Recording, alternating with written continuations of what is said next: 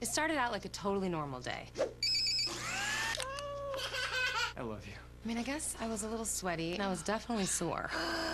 I thought I had gas. Turns out I was having a heart attack.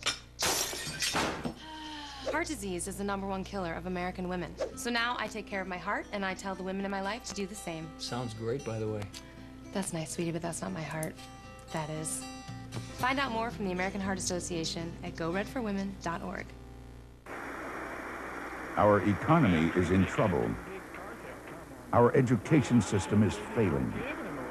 Our cities have become war zones. And our planet is in distress. But instead of reaching out for solutions, we reach for another potato chip and zap another channel. Snap out of it, America. A message from the Media Foundation. Hi, I'm Sarah Moore. I'm a co-producer on the film Bridge to a New Life, the story of Miss Malin and the Couch Surfers, and you are watching Fayetteville Public Access Television.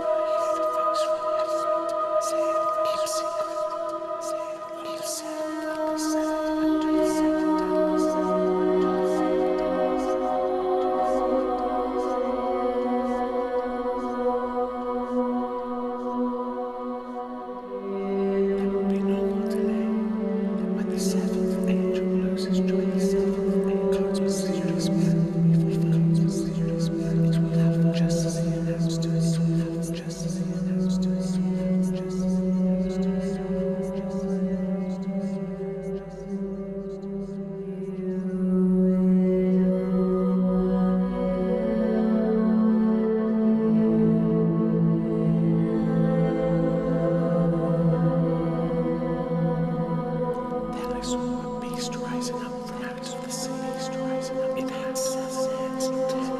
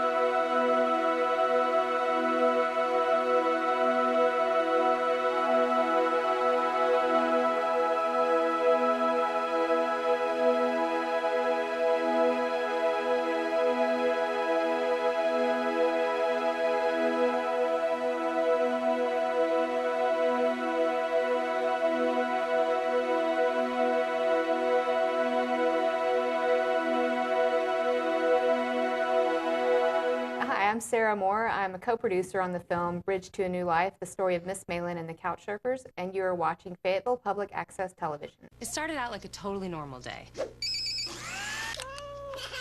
I love you. I mean, I guess I was a little sweaty and I was definitely sore. I thought I had gas. Turns out I was having a heart attack. Heart disease is the #1 killer of American women. So now I take care of my heart and I tell the women in my life to do the same. Sounds great, by the way. That's nice, sweetie, but that's not my heart. That is. Find out more from the American Heart Association at goredforwomen.org. Our economy is in trouble.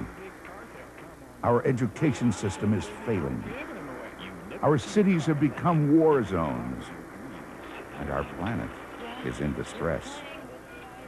But instead of reaching out for solutions, we reach for another potato chip and zap another channel.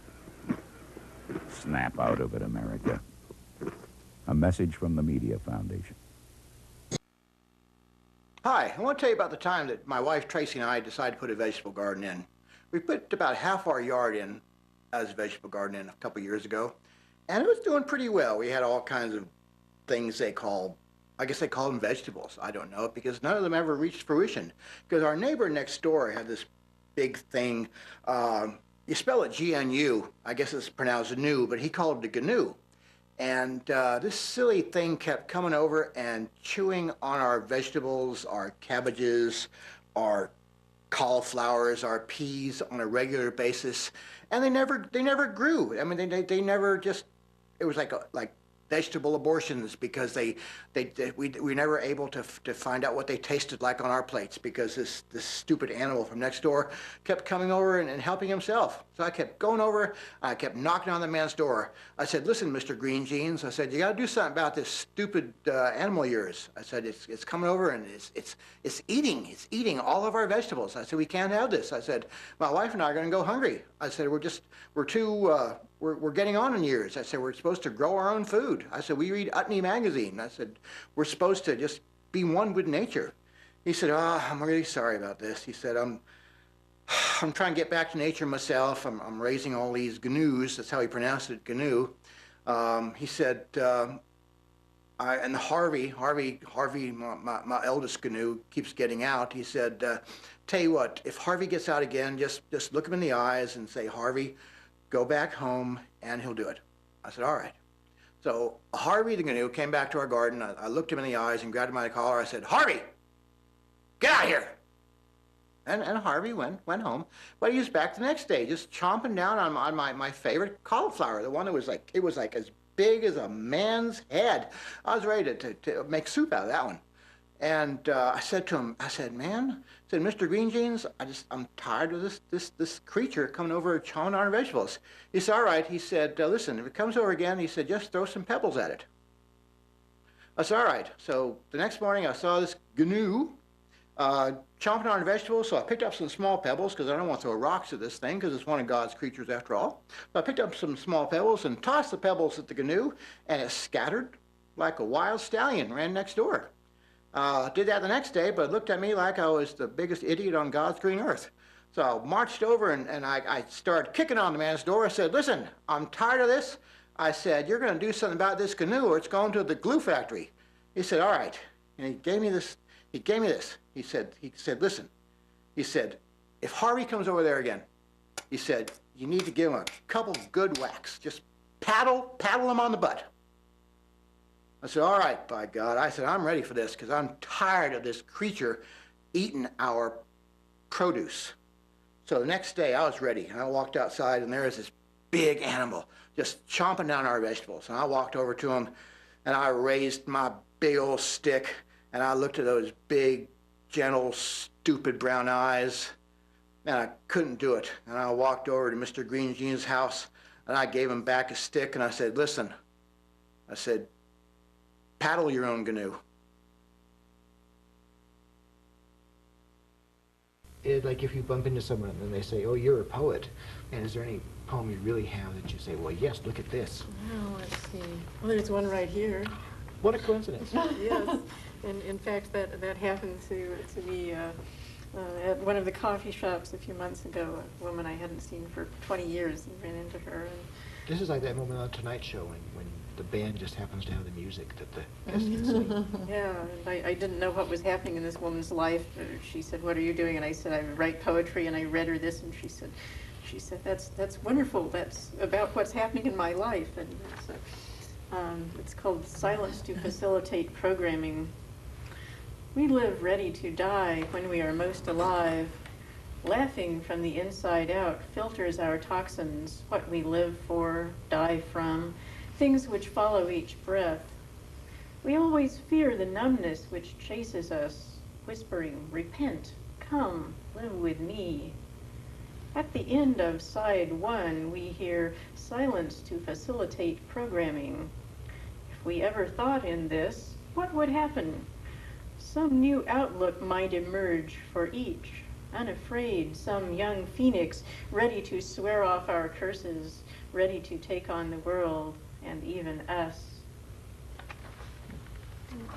Politics in general and jobs that don't pay enough, 40-hour work weeks, books full of boring stuff, schools that should teach but kids don't learn a thing. These are a few of my least favorite things. Healthcare that won't heal and how people treat the earth, paying tolls and taxes, disbelief in self-worth, bitter cold winters that cut into spring. These are a few of my least favorite things. Religions that claim they're true, don't get me started. Standards that double and people cold-hearted. Judgment and bias when freedom don't ring. These are a few of my least favorite things. All the lying, all the killing. When I'm depressed and sad, I add that to all of my least favorite things, and then I feel really bad.